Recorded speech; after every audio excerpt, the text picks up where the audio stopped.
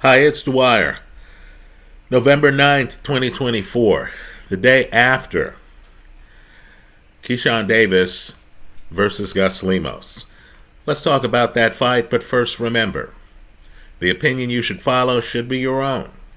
Just consider this video to be a second opinion from a complete stranger online. Now my pre-fight video, which I made October 22nd, is online. It's available. In that pre-fight video, my suggestion was to take the underdog, Gus Lemos, simply to win. You were getting 4-1 and higher, hedged with the over 8 rounds. Right? I thought this was a tough fight for Keyshawn Davis. I also talked about my concern that Lemos had just fought at 140 against Richardson Hitchens. By the way, like Davis, somebody people try to avoid. Right? There's a crowd out there that believes that Lemos may have won that fight and gotten robbed by the judges. And I talked about the fact that Lemos dropping weight to 135 could be problematical. Right? That he might lose punch resistance. He might be weight drained. He might not be able to operate at the lower weight class. Well, then we got the shocker. Right? There are two shocks. The first is that Lemos misses weight by an amount that even Ryan Garcia would be embarrassed by. He missed weight by 6 pounds. Understand, he not only did not make 135, he didn't make 140. Right? This situation's even worse than what I talked about in that October 22nd video. The second shocker is that Keyshawn Davis let the fight go forward. Right, folks? This is one of those rare times where an opponent misses weight by 6 pounds. And the fighter decides, okay, that's okay. I'm going to let this fight go forward. And, of course, that fighter has an unbeaten record that he's risking. Well, what you got was a magical fight. I was wrong on this fight. Davis gets the early stoppage, right? The fight didn't go the 8 rounds as I'd hoped. Lemos didn't win. I would have been okay if the 4 plus 425 at the time they walked in the ring. Before that, he was a plus 600. Fighter won. Neither of those happened. I was wrong. I'm licking my wounds. I lost on this fight. Right? You can look at the pre-fight video. It's up here on YouTube. But let me just point out, and I believe people know here online, that my favorite fighter in history is the Galveston Giant. It's Jack Johnson. Right? July the 4th is a holiday in the Dwyer household, in part because of the American Revolution, Independence Day, in part because of July the 4th, 1910. Look up that date. Well, let me just say, you have here in the second round a Jack Johnson movement. Right? A Jack Johnson moment. Gus Lemos, who I still believe is underrated, who's still a threat in whatever division he signs to fight. Right? Obviously, he's fighting at 140. You know, if they offer him a good deal at 135, who knows? Maybe he'll sign that contract and show up 6 pounds overweight for that fight. But Gus Lemos comes in and he throws a hellacious right hook. He's trying to end the fight. This is a puncher with power in both hands. This is a hunter. This is a guy trying to mow you down with hooks with both hands, and he's on his front foot. The problem is, he's fighting a guy with excellent lateral movement. This is a movement fight as much as anything else. So Davis is outside, right? Lemos is coming forward. Davis isn't backing up into the ropes where he could get mauled. No, Davis is circling Lemos. Look at the movement.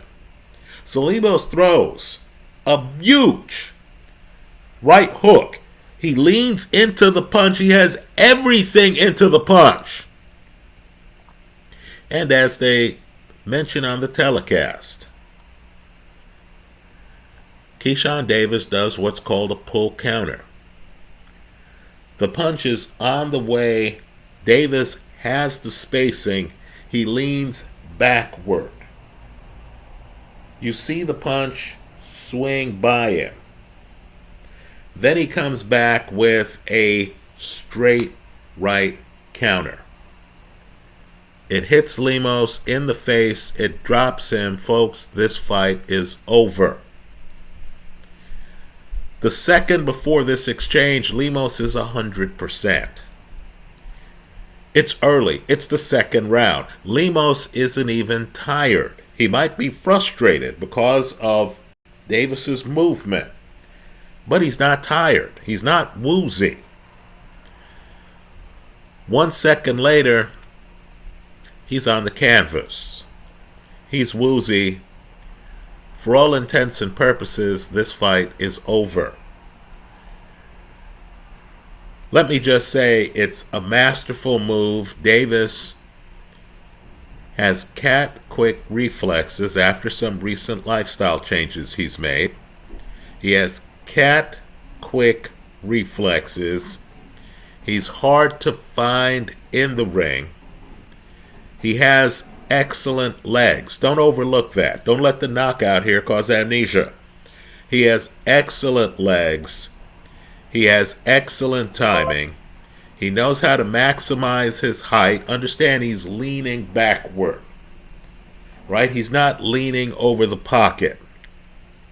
If you wonder how to deal with short to mid-range hookers, folks, this is it.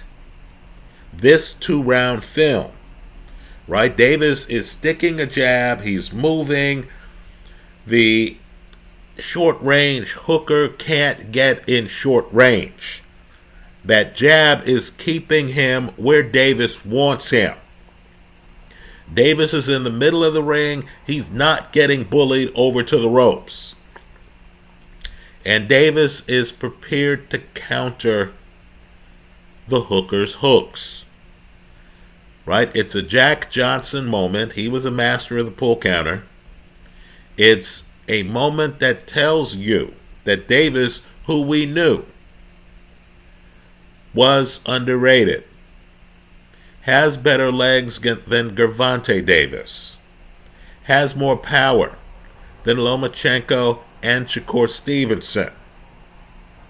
In a contentious lightweight division, going forward, this is the horse I'll be riding on.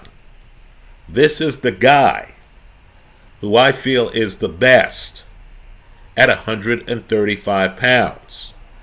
Right? Let me make another point too. Gus Lemos.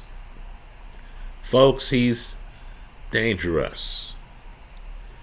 Right? This is a guy who wants to be in the pocket with you.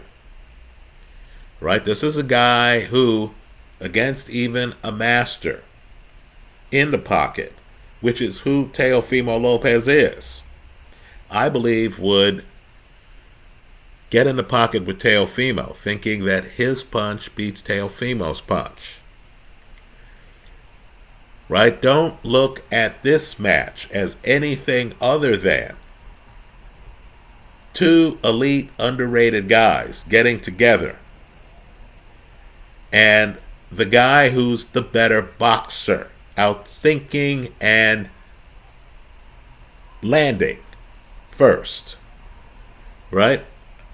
I'll be betting on Lemos in future fights, depending on the matchup. A Lemos-Jack Catterall fight, Lemos against a back foot guy who can move, right, would be fascinating. Right? Just understand, Lemos against Paro, who just got his title at 140, would be fascinating. Lemos against Matthias. Matthias has one of the best left hooks in boxing. Would be fascinating, right? Lemos is more two-handed. Lemos would be in the pocket to trade left hooks, right? But understand, at 135, you have a situation where you have a lot of guys who are unbeaten, right? You have guys who are strategically guiding their careers, right? Gervonta Davis has beaten Mario Barrios, who now has a share of the belt in Jared Ennis's welterweight division at 147, right? It's a bit curious that Gervonta Davis, rather than fight at 147 or 140, is hanging around the 135-pound weight class. And of course, when a 140 guy comes along, like a Ryan Garcia, Davis doesn't say, I'll meet you at 140. Instead, he says, you need to be weight trained. You need to fight me at 136. You need to fight me down here. Let's face it, too. Davis is not exactly fighting the Lomachenkos or Shakur Stevensons of the world. Right? It's a bit astonishing that the guy who is actually fighting the toughest opposition is the old man in the division, Lomachenko, who has fought Teofimo Lopez, who has a share of the title at 140, one division up, and has also fought Devin Haney, who has a share of the title at 140, one division up, has traveled to Australia to fight George Kambosos, who beat Teofimo Lopez. Right? It's interesting that it's the old guy who is the one taking on the challenges, not a Shakur Stevenson in his prime or a Gervonta Davis in his prime. Well, understand, in the world of Loma, Stevenson, and Davis, it's Keyshawn Davis, who I believe is the best in the division. Right? I was wrong on this fight. Openly admitted, I thought it would take Keyshawn Davis more rounds. It didn't. We were out of there before the end of the second. Right? Understand, too, how high risk what he did was. He's in against a puncher, and he decides he's going to let the puncher punch. Right? The knockout punch is a counter straight right. Right? Look at how Lemos leans into his shots. This is like fighting Mike Tyson, and Lemos is a smaller version of Mike Tyson. This is like fighting Mike Tyson and saying, okay, I'm going to let Tyson throw that right hand. Then I'm going to counter it after I come back off my lean. I'm going to counter it with a straight right hand.